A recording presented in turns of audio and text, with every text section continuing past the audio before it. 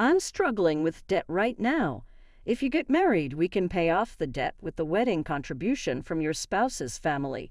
You're 18 now, old enough to marry. Marry Freddie. In other words, I was being told to marry Freddie, an overweight man, all for financial gain. For a moment, it seemed utterly unreasonable, but then I realized I had only two choices: either drown in debt by refusing to marry or spend my life with Freddie. As these options swirled in my mind, I remembered something: anything to get me out of this house. The story begins over a decade ago. My name is Felicity. Growing up, I was treated terribly by my parents. My father died in a car accident when I was 3. He was a very kind man, but Mom apparently didn't care for him much. I have no memories of being loved by her, probably because I resembled my father. Mom remarried just 6 months after my father's death. According to her, she had been involved with my adoptive father even when my father was alive. Mom and my adoptive father, who had betrayed my kind father, treated me horribly. I was treated as if I didn't exist, and my pleas were always ignored. It seemed to get worse after my sister Olivia was born. While Mom and my adoptive father adored Olivia, I was always the outcast. They did give me birthday presents each year, but they were small pencils or erasers, while Olivia got everything she wanted. Even at Christmas, Santa Claus never visited me. As a child, I often cried alone, hugging my knees, believing Santa didn't come because I was a bad child. During those painful days, something happened. I was 7 years old, and a hurricane was pouring heavy rain. Olivia had a fever, and my parents, who doted on her, were in a panic. My adoptive father told me to fetch a sports drink for Olivia. Reluctantly, I ventured out into the torrential rain wearing a raincoat. My small body struggled against the fierce wind and relentless downpour. Our house was in the countryside, and it took an hour to reach the nearest supermarket on my tiny legs. When I finally arrived, drenched and exhausted, I was horrified to find that I couldn't locate the wallet I thought I had brought. I might have dropped it when the wind knocked me down. Tears welled in my eyes as I considered turning back, but then I heard a voice. "Wait a minute," a high school student who appeared to be my older brother said kindly. "Are you alone? It's dangerous out here." I burst into tears at his gentle demeanor and explained my situation. Desperately, I told him about my sister's fever and how my parents had sent me out to shop. The older brother seemed to understand my plight. "You don't need to worry about your wallet," he said kindly. "I'll help you with the shopping." He assisted me with all my purchases. Despite losing my wallet and being unable to pay a single dollar, he reassured me not to worry and even gave me the change I needed. He also took me closer to home in a taxi. For the first time in a long while, I felt the warmth of kindness from a stranger. "Thank you, big brother," I said from the bottom of my heart as I exited the taxi. His gentle smile left a lasting impression on me. Having endured such a childhood, I turned 18.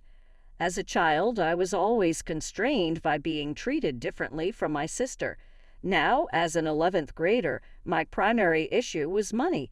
Mom and my adopted father were initially against me going to high school, deeming it a waste of money, but I insisted on continuing my education under the condition that I would contribute $1,000 to the family each month. The money I earned from part-time jobs barely covered living expenses. As an 11th grader, I had to balance studying for college entrance exams with my part-time job, and I was constantly busy. Mom and my adopted father probably wouldn't fund my college education, so I dedicated all my time to working and studying to secure a scholarship. One day, Olivia, now in the 8th grade, came home beaming with excitement. Listen. I got scouted by the entertainment industry. She proudly placed a business card from an entertainment company on the dining table. Mom and my adopted father were thrilled. "Olivia is so cute," they said. "We're delighted she's been noticed. She has such a sparkle. Having a daughter become a celebrity is amazing. You're nothing like your big sister, but that's just fine." I was always much cuter than my older sister Olivia, yet our parents, who had always looked down on me and showered Olivia with praise, compared us at every opportunity. This time Olivia arrogantly asked, "You think so too, don't you, big sister?" I replied with a resigned yes, knowing that arguing would only lead to more trouble. Olivia was supposed to join the entertainment industry, but months passed with no word from her. Our parents, initially puzzled by the concept of charges for lessons and membership fees, eventually discovered that the entertainment agency was a scheme and had vanished, leaving them with a debt of $220,000. While our parents were frantic, I calmly paid my monthly contribution of $1,000 and focused on my studies. I was determined to escape this house by any means necessary.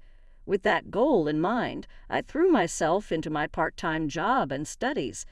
A few weeks later, as I came home, I heard an unfamiliar voice coming from the living room.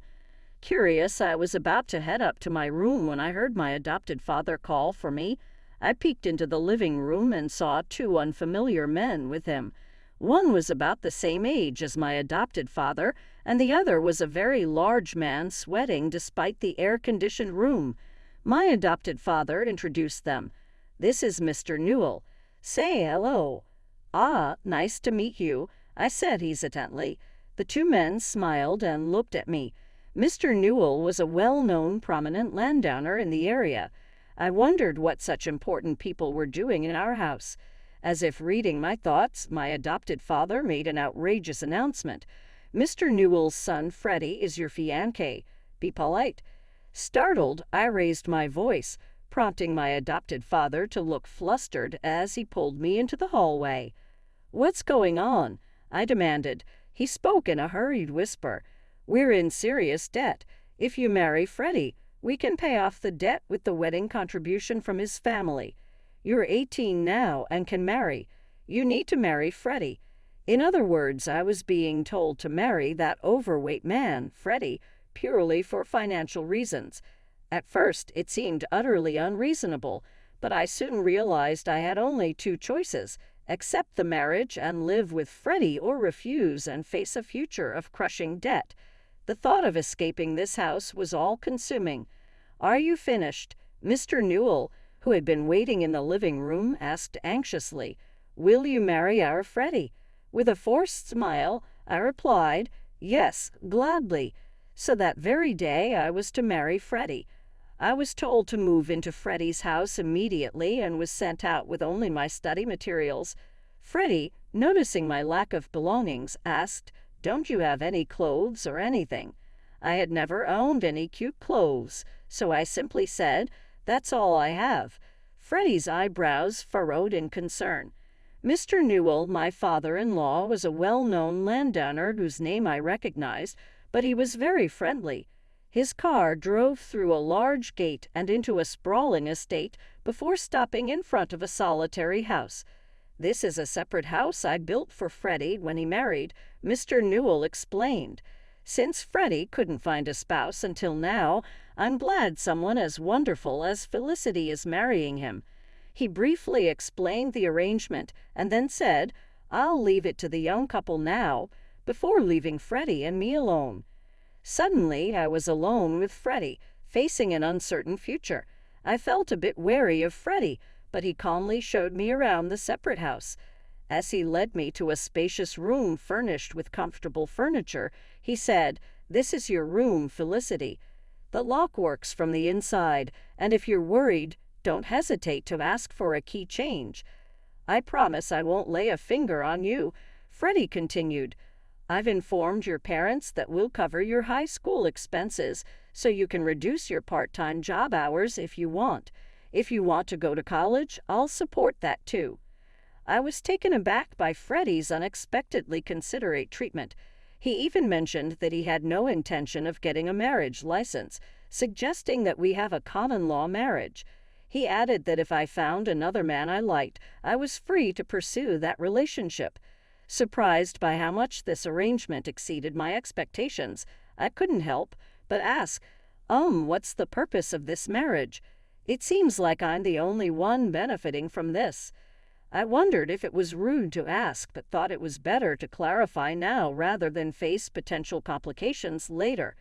Freddie paused for a moment before beginning. I might be meddling, but do you remember the day of the hurricane when you went shopping as a child? We met then. Do you remember? I was stunned. How could I forget? I so vividly remembered the kind older brother from that day. It dawned on me that if that older brother had gained weight, he might look like Freddie now. Are you the older brother from that time? I asked, feeling a rush of apology. I'm so sorry I didn't recognize you. Freddie admitted with a chuckle. I've put on a lot of weight since then.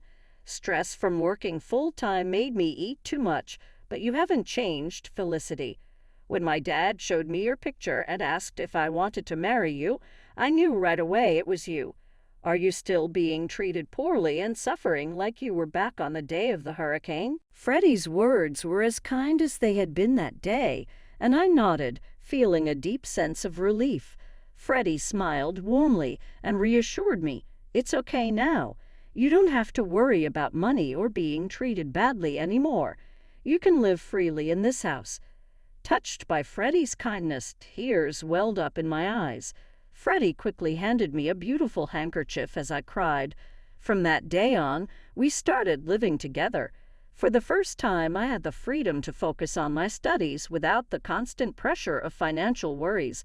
Freddie mentioned he didn't need any living expenses from me, but I decided to contribute $300 anyway, as living for free felt a bit restrictive. With only that small contribution and my allowance, I was able to significantly reduce my part-time job hours. Freddie took the initiative with household chores, and whenever I was busy studying, he would kindly say, "You can go study. I'll take care of this." In the happiest days of my life, Freddie and I grew closer, living like a regular married couple. We enjoyed each other's company, laughing together while watching variety shows and spending holidays out. A few months later, while I was leading this calm and contented life, I received a phone call from my adopted father. I wondered what he could want now after having ignored me for so long. I answered the phone with a sinking feeling.